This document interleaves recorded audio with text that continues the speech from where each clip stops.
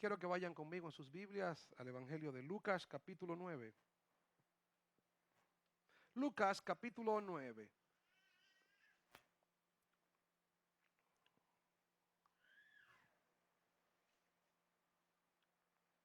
En el Nuevo Testamento, Evangelio de Lucas, capítulo 9.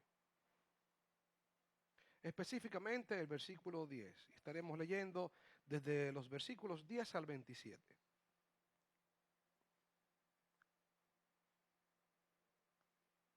Leo. Vueltos los apóstoles, le contaron todo lo que habían hecho.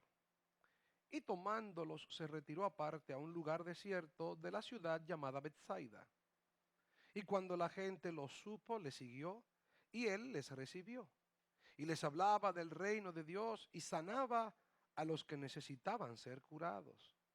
Pero el día comenzaba a declinar y acercándose los 12 le dijeron: despide a la gente para que vayan a las aldeas y campos de alrededor y se alojen y encuentren alimentos, porque aquí estamos en lugar desierto. Él les dijo: dadle vosotros de comer. Y ellos dijeron: no tenemos más que 5 panes y 2 pescados, a no ser que vayamos nosotros a comprar alimentos para toda esta multitud. Y eran como 5,000 hombres.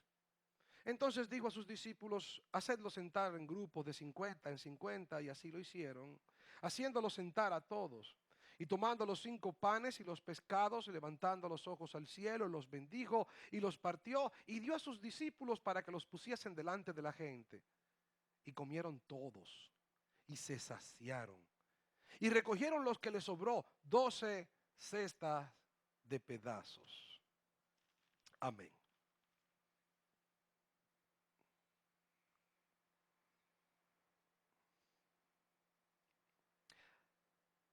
¿Te ha llegado alguna vez a tu casa una visita que tú no estabas esperando? Por lo regular, cuando es alguien que apreciamos y amamos y queremos mucho, nos llenamos de alegría con esa visita y de inmediato pues mandamos a prepararlo todo para que esa visita se sienta muy bien. Pero te ha llegado visita exactamente a las 12 del mediodía cuando tú no tienes nada que cocinar. Cuando solamente en la casa, cuando abres la nevera, hay agua. ¿Te ha llegado visita cuando lo único que hay en el refrigerador es un salami sin arroz? ¿Te ha llegado visita que no son 2 o 3, sino 8? Y cuando son 8, entonces si tienes algo que brindarles, dice: está un poquito complicado, se les fue la mano, pero los voy a perdonar, los quería ver. Vengan los 8 a comer y prepara la comida para los 8. Pero ¿qué pasa cuando no son 8, sino que esos son 20? Ya nada puedes hacer y los 20 están allí esperando que la comida esté y tú sabes que no hay nada. El fogón está apagado y ellos te ponen conversación, te hablan, tú te sientes a conversar con ellos, pero no hay nada, no hay nada que comer y ellos están allí esperando como que tú le des alguna señal, una señal de que va a haber algo de comida.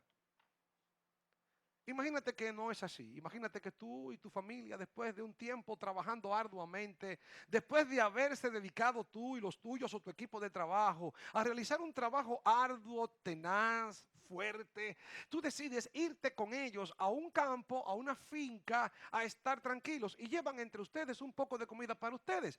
Un grupo de amigos también van y se aparecen allí donde tú estás en un retiro con tus amigos y van 20 personas más que tú no esperabas.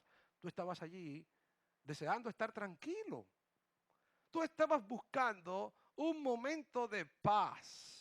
Tú estás cansado, tus compañeros están cansados, están hastiados. Y se aparecen 20 personas a comer. Yo estoy seguro que algunos de nosotros con alguna gentileza, con una sonrisa en los labios, le diría: ¿saben algo? ¿Cómo se lo decimos?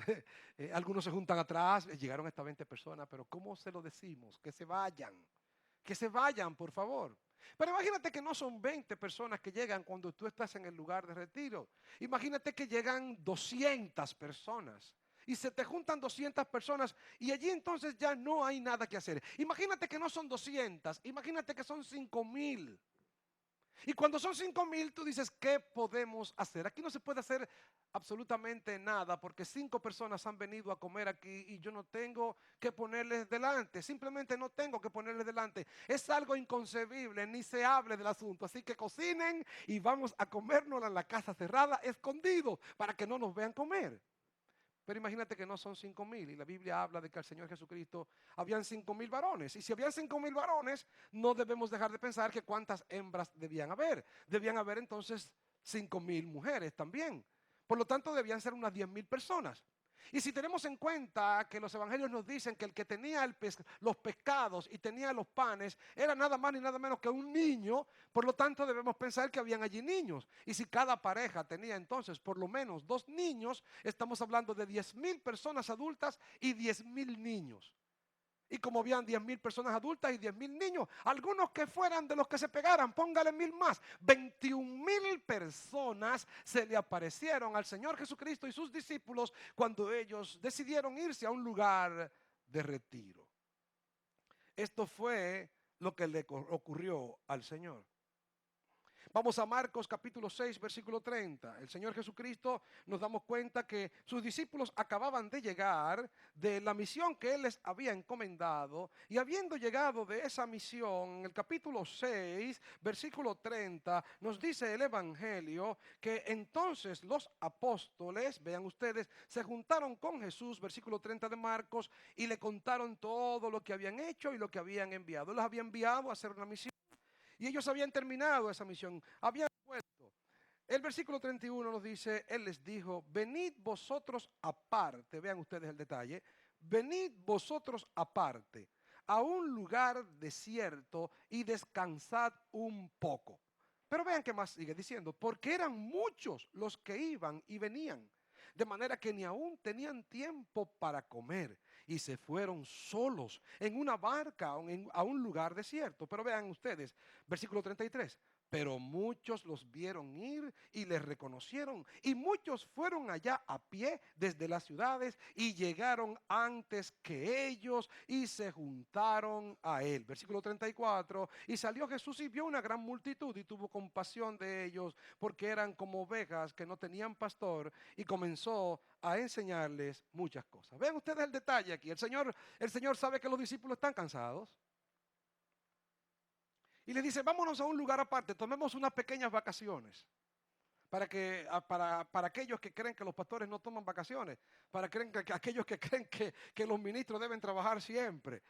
Algunas personas dicen, el diablo no descansa, ¿no? El diablo siempre está trabajando. Sí, pero el diablo es un espíritu, yo soy un ser de carne y hueso. Por lo tanto, los ministros debemos tener un tiempo también para descansar, de cuando en cuando, irse a un lugar aparte. Así que es lo que hace el Señor con sus discípulos, los toma y los lleva a un lugar aparte. Estaban cansados, dice que eran muchos los que entraban y salían. Era mucha la gente que habían atendido. Así que el Señor dice, vamos a sacarnos un poco el cuerpo a esta gente. ¿Y qué ustedes creen que hizo la gente? Algunos lo vieron. Y cuando ellos llegaron allá, ya la gente lo estaba esperando allá. Llegaron primero que ellos. Imagínese usted que usted quiere tomar unas vacaciones con su familia y usted esté huyéndole a la gente. Y cuando usted llega al lugar de retiro, la gente le dijo, venga y le diga, oh, llegamos primero que tú. Pero mira qué cosa, ¿qué pensaría usted? ¿Qué haría usted? Usted diría, pero es que no nos dejan tranquilos en ningún lugar. Nos dice Lucas que estas personas llegaron allí y que el Señor los recibió. Vean el detalle, el Señor los recibió. Por lo tanto, en vez del Señor decirle a estas personas, ¿qué hacen ustedes aquí? Pero es que ustedes no nos van a dejar descansar. Es que ustedes ya no están cansados de que yo le haya hecho tantos milagros y los haya complacido a todos. ¿No pudieran ustedes dejarme un poquito de tiempo tranquilo con mis discípulos, meditar en su palabra y hacer algún tipo de ejercicio teológico? No, el Señor se dedicó a recibirlos. Les enseñaba la palabra y le traían las personas para que Él las sanara. Esta narrativa tiene la particularidad de que a diferencia de otros milagros, el Señor, los 4 evangelistas presentan este milagro. ese milagro del partimiento de los panes, este milagro de la reproducción de los panes y los peces. ¿Y por qué? ¿Por qué los 4 evangelistas tienen la particularidad de que los 4 presentan este milagro? ¿Significa acaso que es el milagro más extraordinario que Jesús hizo? ¿Qué particularidad tiene este milagro? A diferencia de otros milagros, este milagro fue visto por alrededor de 21,000 personas. 21,000 personas fueron testigos de lo que había ocurrido allí. En milagros como que el Señor calmó la tempestad, ¿quiénes se encontraban allí? Cuando el Señor calma la tempestad, ¿cuántas personas hay en la barca? Solamente están allí los 12 discípulos de Jesús. Cuando el Señor Jesucristo libera a aquel endemoniado gadareno, ¿cuántas personas están allí? Los 12 discípulos del Señor, las personas que viven allí. ¿Pero acaso no habían otras personas que habían liberado a alguien de los demonios? Claro que sí. Por lo tanto, eso lo hacía otra persona. La pesca milagrosa, ¿quién estaba allí? Solamente estaba Pedro y sus ayudantes. Eso también pudieron haber pensado las personas que fue incorrecto y que pudo ser impugnado. Pero este milagro, donde hay 21,000 personas, nadie podía negar que el que había hecho estas cosas era el Mesías, el profeta que esperaba el pueblo de Israel. Así que se encontraban en un lugar desierto. No es como usted cree que es un desierto de arena. Cuando se habla en la Biblia de un lugar desierto, es un lugar donde donde no hay casas. Porque vemos que era un lugar, nos dicen los evangelistas, donde había mucha hierba. Por lo tanto, al haber mucha hierba, las personas se podían reclinar y sentar. Así es que, ¿qué es lo que pasa aquí? ¿Por qué los evangelistas, los cuatro presentan este relato? ¿Y qué pretenden los 4 evangelistas enfocar de Jesús al presentar este relato? Si usted lo lee, los 4, tiempo que no tendríamos en esta mañana, se dará cuenta que algunos se enfocan en Felipe y en Andrés y otros no mencionan a Felipe ni a Andrés. Algunos mencionan al niño que tenía los peces y los panes y otros ni siquiera se encargan de mencionar al niño. Algunos hablan de detalles que otros no ven. Así que en esta mañana no nos podemos tratar todos estos detalles, pero sí enfocaremos 3 aspectos que sin lugar a dudas son el propósito de los 4 evangelistas. Lo primero que pretenden ellos es probar la compasión de Jesús, mostrar la compasión de Jesús. Lo segundo es probar la fe de los discípulos. Y en tercer lugar, probar la deidad de nuestro Señor Jesucristo. Así que el propósito por el cual los 4 evangelistas escriben este relato de la alimentación de los 5,000 hombres o de las 21,000 personas es mostrar en primer lugar la compasión del Señor, probar la fe de los discípulos y probar la deidad de nuestro Señor Jesucristo. Así que en primer lugar, lo primero que ellos tienen la intención es de probar y mostrar la compasión del Señor. Vamos a Mateo capítulo 14, versículo 14. Mateo capítulo 14, versículo 14. Y nos estaremos moviendo entre los 4 evangelios. Mateo 14, 14.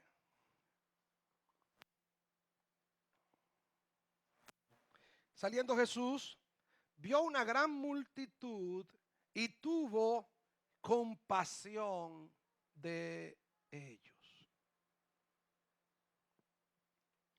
Así que cuando el Señor Jesucristo vio esta multitud, no pensó en cuán exitoso es mi ministerio, en que finalmente la gente me sigue y está conmigo, en que ya yo tengo 21,000 personas y con 21,000 personas nadie ha logrado juntar tanta gente como la gente que he logrado juntar yo. No.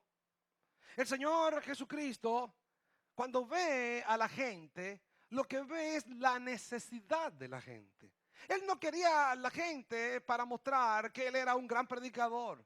Él no quería a la gente para mostrar, como los predicadores de la prosperidad, que si hay 21,000 personas, entonces 21,000 personas por un denario cada uno serían 21,000 denarios. Y con 21,000 denarios yo me puedo comprar una casa de lujo. No, el Señor Jesucristo no veía a la gente como ovejas que hay que ordeñar. El Señor Jesucristo no veía a la gente como seres a los cuales hay que sacarle provecho. El Señor Jesucristo no veía a la gente como números fríos. Algunos pastores y ministerios siempre están están tan pendientes de los números fríos. ¿Cuántos miembros son? Ya tenemos 5,000, ya tenemos 10,000, ya tenemos 25,000. No, el Señor no veía a la gente como cabezas de vaca. No. Él veía a la gente teniendo compasión por la gente.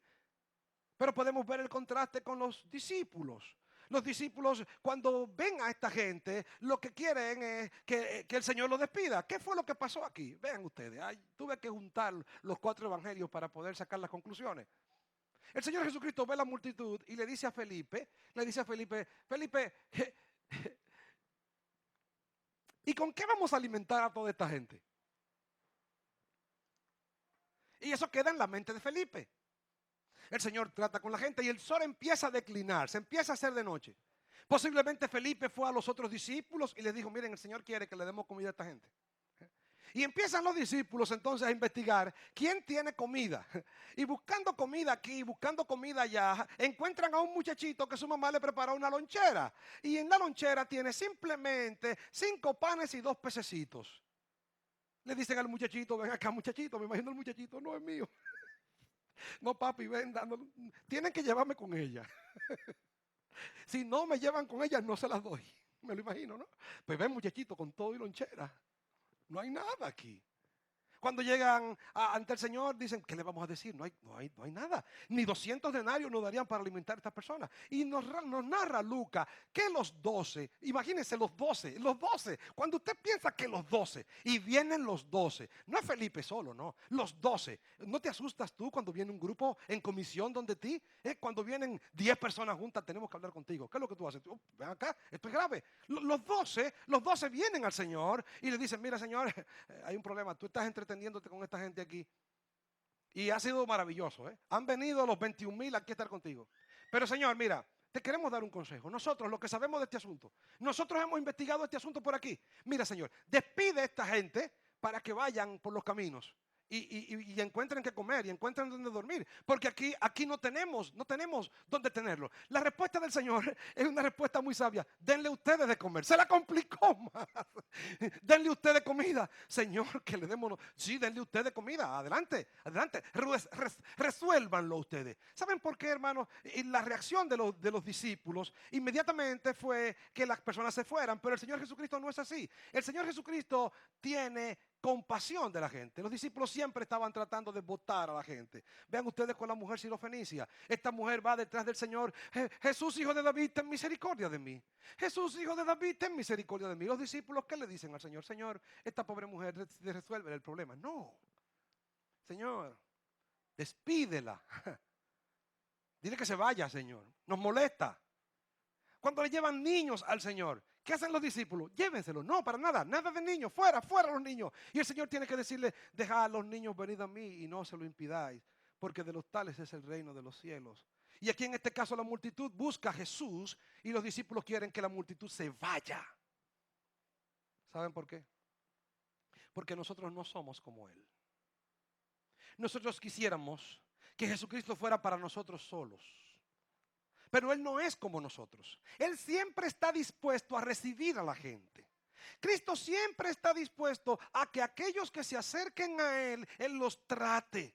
Cristo siempre está preocupado por la carga y el dolor de la gente. Cristo es Dios y como Dios, Él no está simplemente interesado en el dolor de los cristianos. Cristo está interesado en el dolor de todos los seres humanos, de la raza humana y de todo el mundo, porque Cristo es compasivo y misericordioso. Él no es como nosotros.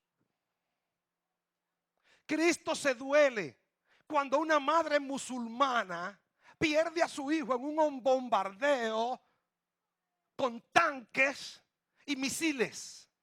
Y cualquiera diría, oh, aquellos infieles. Pues déjame decirte que no. A Cristo le duele todo dolor humano, porque Cristo es Dios. Estas personas que buscaban a Cristo estaban equivocadas. Lo buscaban porque Él simplemente sanaba. Estaban desesperados con el dolor de sus cuerpos. No aguantaban la aflicción de su carne. No le estaban buscando como el Mesías probablemente. No le estaban buscando como el Salvador. Pero a pesar de eso, de manera errada, estaban buscándoles y Cristo siempre los recibió. El problema no es Cristo. El problema en toda la historia del cristianismo es la cristiandad. El problema no es Cristo, el problema somos nosotros. El problema somos nosotros que hacemos el reino de los cielos más difícil para las personas que entrar que lo hace Cristo. En una ocasión el pastor John MacArthur, ustedes saben que en California hay muchos inmigrantes. Mexicanos, salvadoreños, guatemaltecos. Y le preguntaron a John MacArthur, y ven acá, y cuando un guatemalteco de eso, ilegal, que ha cruzado la frontera de manera ilegal, se convierte y quiere ser miembro de tu iglesia, ¿tú lo mandas otra vez de nuevo para Guatemala? La respuesta que él dio fue maravillosa. Yo no puedo hacer la entrada a la iglesia más difícil que la entrada al cielo. Si Cristo lo recibió, yo también lo recibo. No es posible que Cristo lo reciba en el cielo y la iglesia le diga que no en la tierra. ¿Sabe quiénes hacemos difícil el reino de los cielos? Nosotros, que le decimos a la gente vete, que le decimos a Cristo, Cristo, despídelo, dile que se vayan. No lo queremos aquí. No queremos que entren en esta iglesia. No lo queremos aquí porque queremos ser el centro nosotros, nuestro propio círculo. Cristo, despídelos. ¿Por qué? Porque queremos nuestra comodidad. ¿Qué querían los discípulos? Estaban cansados de tanta gente. Ya, esa gente nos tiene cansados. Queremos estar cómodos. No queremos que nos toquen las puertas de noche. No queremos que nos llamen por teléfono a las 10, a las 11, a las 12. Despídelos. Es mejor que se vayan. Pero Cristo no es así. El problema no es Cristo, el problema es la cristiandad. Yo a veces me pregunto qué Biblia leía Torquemada. Torquemada, el que fue el rector de la no sé si llamarla Santa Inquisición, malvada Inquisición, desgraciada Inquisición. Quítenle el nombre de Santa Inquisición, desgraciada Inquisición, matando seres humanos con torturas. Terrible. ¿Qué Biblia leía? No podía ser esta Biblia. Pero usted dirá, los católicos, no. ¿Qué Biblia habrán leído? Los bautistas del sur, los metodistas del sur, esclavistas en Estados Unidos, que eran capaces de vestirse en el Ku Klux Klan con una ropa blanca y una capucha y matar a negros. ¿Qué Biblia leían? Por favor. Que eran capaces de poner en la entrada de una iglesia no negros, una iglesia de blancos. Pero ¿qué Biblia leían? Me la pregunto. ¿Saben qué? Cristo siempre ha tenido compasión. El problema no es Cristo, el problema es la cristiandad. Somos nosotros los culpables de que mucha gente no se acerque a Cristo. Y le decimos, Señor, despídelos. Diles que se vayan. Así es que Jesús no es como nosotros. Él los recibe. Él los recibe, pobres o ricos. Él los recibe hediondos o perfumados. Él los recibe bien vestidos y mal vestidos. Él los recibe sanos o enfermos. O Él los recibe viejos, arrugados ya, o jovencitos y fuertes. El problema no es Cristo. El problema es la cristiandad. La Biblia siempre ha presentado un Cristo de amor, un Cristo de perdón, un Cristo de compasión, un Cristo que tiene los brazos abiertos a los hombres. Nosotros le cerramos la puerta a los hombres. Nuestra religión, nuestro sistema, nuestro formato, nuestra discriminación por la cual no nos parecemos a Cristo. Pero en segundo lugar, el texto tiene el propósito de mostrarnos la prueba a la fe de los discípulos. Vamos a Juan capítulo 6, versículo 5.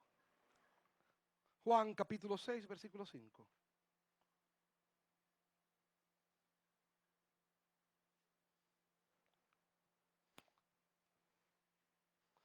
Vean ustedes el detalle. Cuando alzó Jesús sus ojos y vio que había venido a él gran multitud, dijo a Felipe, aquí está la pregunta, ¿de dónde compraremos pan para que coman estos? Pero esto decía para probarle, porque él sabía lo que había de hacer. Cuando Cristo hace preguntas que cualquiera cree que es que Él no sabe. Y no es que Él no sabe, Él sabe. Lo que hace es la pregunta para probar tu fe. Jesús te pone la prueba, te pone la consideración que para ti se hace enorme. Te pone la aflicción delante y nosotros tenemos tres reacciones. Las tres reacciones de los discípulos son las reacciones que se dan en nosotros. La primera reacción que tenemos es la de eliminación. Despídelos. Cuando somos confrontados en nuestra fe, cuando la cosa se nos pone difícil, lo que quisiéramos es que el Señor nos quitara lo antes posible ese problema. Si es el esposo que se porta mal, la solución es fácil. Divórciate. Rápido, quítalo, no salió bien. Fuera. Si no te conviene el trabajo, fuera. Si tienes un jefe que no te gustó, déjalo. Si tienes un empleado que no te gustó, sácalo. Si hay un miembro de la iglesia que está de remolón, en una palabra, lo que entiende la palabra remolón, está de remolón, como me dijo un pastor una vez, bótalo. Oye, qué bien. Como que Dios tiene un zafacón de seres humanos. El que no está de acuerdo conmigo, se va, fuera, fuera. El que comete un pecado, fuera. El que falla o patina, fuera. Y aquí quedan solamente los santos. Ah, qué bien. Nuestra primera reacción es, suéltalos. Así hicieron los discípulos. La mejor forma de resolverlo es córtalo. La mejor forma de resolverlo es huye. La mejor forma de resolverlo es escapa. La mejor forma de resolverlo es escóndete. Y aquí estás tú con la situación. Estás enfermo, tienes un cáncer. Y lo que primero piensas es, no me hablen de eso. Córtenlo, sáquenlo. Vamos a ver, resolvámoslo rápido. No puedo estar sin eso. ¿Saben qué? Siempre queremos escapar. La segunda reacción es la de la evaluación. Dios nos pone delante la aflicción, el problema, la situación, y empezamos a evaluar conforme a los hombres. Tomamos como Felipe la calculadora. 200 denarios no dan para alimentar tanta gente. Empezamos a sacar cuenta. Nadie se ha salvado de eso. De esa enfermedad que tú tienes. Tú no has oído a nadie que se haya salvado de eso. A todo el que le da eso, definitivamente se va a morir. Así que prepárate que te vas a morir. ¿Saben qué, mis enviados hermanos? Dios no funciona como los hombres. Dios rompe todas nuestras ecuaciones. Dios destruye todos nuestros parámetros y nuestra forma de pensar para demostrarnos que Él es glorioso. Y sigue siendo glorioso.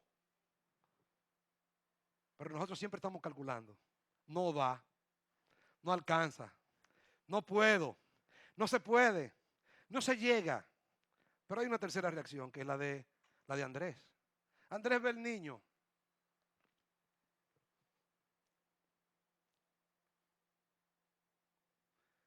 ¿Qué tú tienes ahí, niño? Yo tengo 5 panes y 2 pececitos. Me lo imagino en la mañana diciéndole a su madre, mami, yo quiero ir a ver a Jesús. No, mi hijo, ¿y dónde? Va, eso están por el mar de Galilea, mami. Un niño de 9, 10 años. Pero papi, ¿con quién te vas? Me voy contigo. Bueno, pero mira, mi hijo, no te vayas con hambre, mami. Te va a dar hambre por ahí. Una madre de esas madres, ¿no? Como son las madres.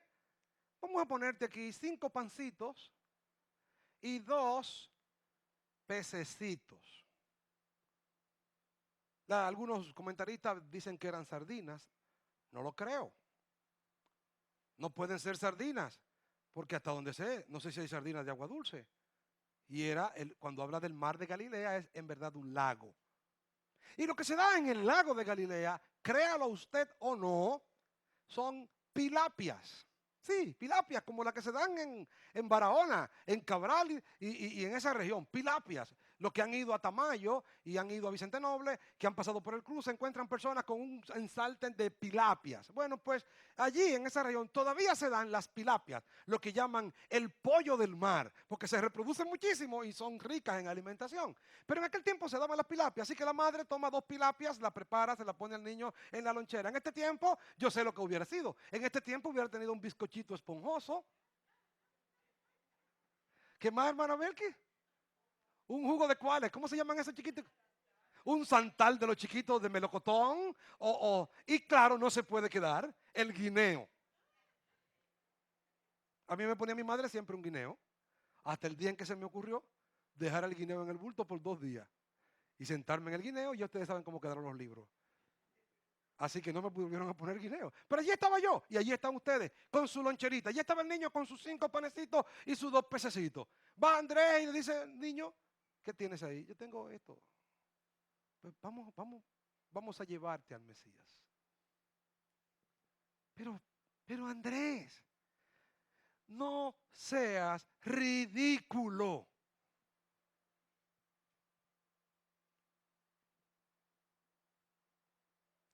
No seas ridículo. ¿Qué haces tú llevando un muchachito con 5 pancitos y 2 pescaditos a Jesús, que tiene tanto oficio? Pero así es la fe. La fe es descabellada. La fe es muchas veces para la mente del hombre ilógica. La fe es una aventura. La fe es una pequeña lucecita en el final del túnel. Y nos demuestra qué puede hacer Cristo cuando le llevamos eso poco, eso irracional, eso que parece estúpido, pero se lo llevamos con fe. Y allí está Andrés, llevándole a Cristo un niño con una lonchera. ¿Para qué lo hizo el Señor? Para mostrar a sus discípulos quién Él era y para que sean fortalecidos en su fe. Así que en tercer lugar, ¿para qué lo hizo? Hemos visto en primer lugar, ¿para qué fue en primer lugar? ¿Para qué? No lo oí bien. Para mostrar la compasión de Jesús. Y en segundo lugar, no oí bien. Es que ustedes hablan todos juntos. ¿Para qué? Para la fe de los discípulos. En tercer lugar, para probar la deidad de Cristo. ¿Y qué tiene que ver esto con la deidad de Cristo? Voy a explicarle. El Evangelio de Juan, en su primer capítulo, dice: en el principio era el verbo y el verbo era con Dios y el verbo era Dios. Capítulo 1. Todas las cosas por Él fueron hechas. Sacar un demonio lo saca cualquiera que sepa sacar demonio, ¿verdad? ¿Es Cristo el único que sacó demonios? Antes de Cristo nadie sacaba demonios, claro que sí. Cuando el Señor Jesucristo es confrontado por los fariseos y los judíos, le dicen: ¿y si yo lo saco por Beelzebú, por quién lo sacan vuestros hijos? Por lo tanto, habían gente que sacaban demonios. ¿Habían personas antes de Jesús que habían resucitado muertos? Sí. El profeta Elías, el profeta Eliseo, resucitaron niños muertos. Sí. Jesús no era el único.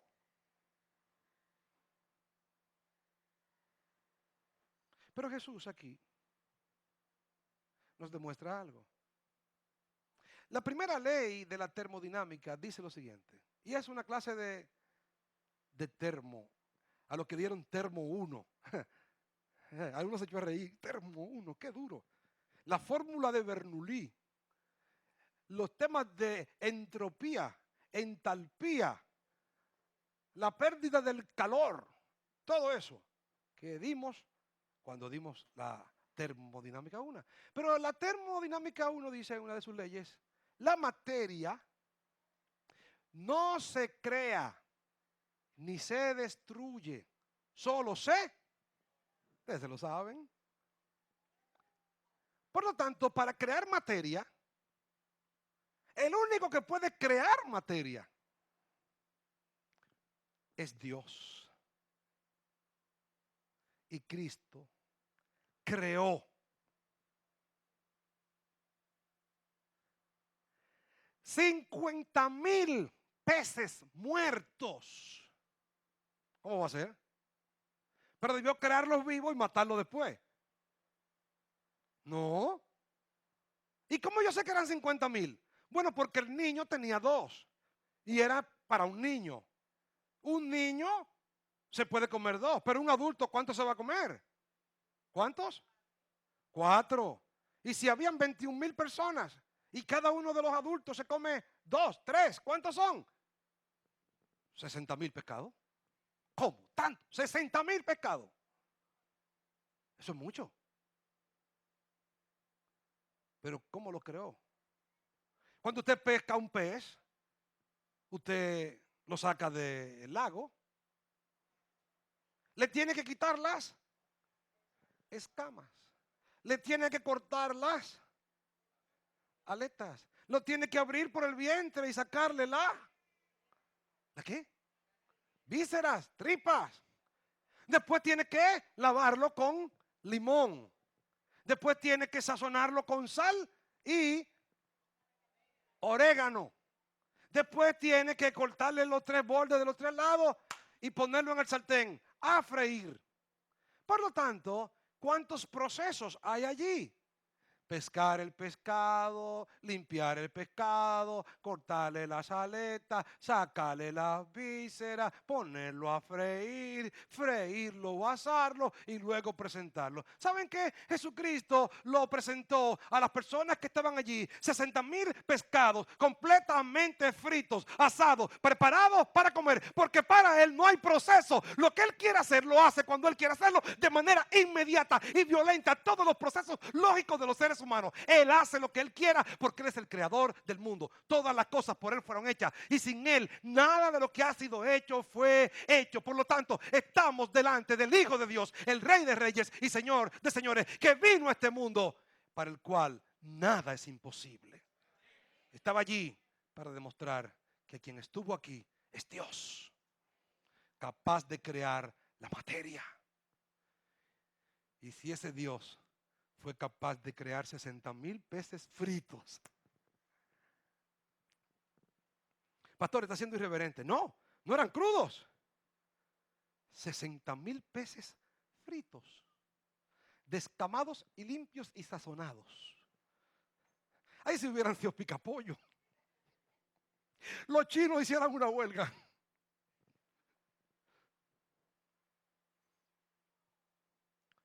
No hay imposibles para Dios. No le pongas trabas a Dios. No le pongas límites a Dios. No diga Dios no lo va a hacer. Dios no lo puede hacer. Dios lo puede hacer como Él quiera. Porque Dios. Ese milagro está allí para demostrarnos. Sobre todo, que quien estaba en este mundo y vino aquí a morir por nuestros pecados es el Hijo de Dios. Y que si Él es capaz de crear 60,000 peces listos para comer, es el mismo Dios que tiene el poder de levantar nuestros cuerpos del sepulcro y darnos vida eterna. No te preguntes cómo va a ser eso de la resurrección después que yo me pudra, después que me coman los gusanos, después que ya yo haya sido consumido, después que mi cuerpo se haya diluido en la creación, después que el agua del mar me haya convertido en nada, después que ya no exista absolutamente nada. ¿Cómo va a hacer eso? Déjale eso a Dios. Él lo hará. Él lo hará. Hay poder en nuestro Dios. Mira cómo fue probada la fe. Y piensa en tu fe. Estás allí peleando con un esposo difícil. Y lo primero que quisiera es hacer como los discípulos. Señor, despídelo. Despedido. Y después decir, gracias Señor porque me libraste de esto. Lo segundo que estás haciendo es calculando. Este hombre no da para la comida, esto no da para esto, no da para otro. Él tiene cálculos humanos. Cálculos humanos. Hay una esperanza. Pequeña. Un niño con 5 panecitos y 2 pescaditos. Llévaselo a Cristo. Llévaselo a Cristo. Llévale al niño a Cristo. Llévale al niño a Cristo con los panes y los peces. Así insignificante, ridículo. Llévaselo a Cristo. Ponlo ante Cristo y deja que Cristo haga, que Él hará. Padre que estás en los cielos, gracias por tu inmenso amor y tu misericordia. Gracias por tu Hijo Jesús y por la vida eterna que en Él nos das. Mira aquí algunos que están esta mañana que aún no han traído su vida a ti. Nosotros te pedimos que tú los salves y que reconozcan que tú eres el Señor. Si en esta ocasión alguno de los que está aquí hoy presente reconoce que quien estuvo en este mundo no era un hombre común y corriente, sino el Rey de Reyes y Señor de Señores. Si reconoce a Jesucristo como su Señor y Salvador y quiere traer su vida a Él, puede hacerlo públicamente hoy, poniéndose de pie o levantando su mano. Y vamos a orar por ti.